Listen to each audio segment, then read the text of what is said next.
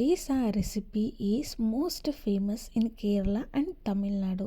ఇదేనండి పుట్టు అంటారు దీన్ని. దీనికి సపరేట్ స్టీమర్ కూడా ఉంటుంది ప్రిపేర్ చేయడానికి. ముందుగా మనం రైస్ పుట్టు ఫ్లోర్ని తీసుకోవాలి అండ్ గ్రేటెడ్ కోకోనట్ అనేది మనకి ఇవి సూపర్ మార్కెట్స్లో దొరుకుతుంది, అవి తీసుకోవాలి.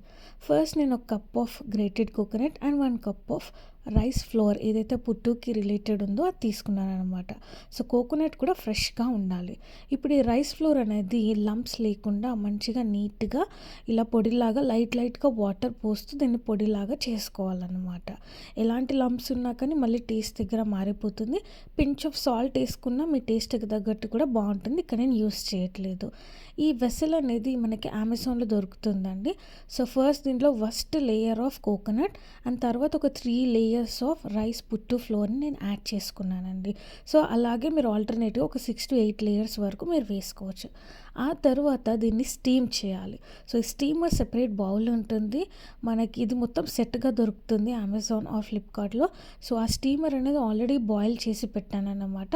ఎగ్జాక్ట్లీ 15 minutesలో దీన్ని మనం పైన పెట్టుకున్నాక 15 minutes లోపల పుట్టు అనేది రెడీ అయిపోతుందండి. This is very good for health and very good for digestion issues and it's a oilless food. ఈ వీడియో కనుక మీకు నచ్చినట్లయితే ప్లీజ్ సబ్స్క్రైబ్ చేయండి, షేర్ చేయండి, లైక్ చేయండి.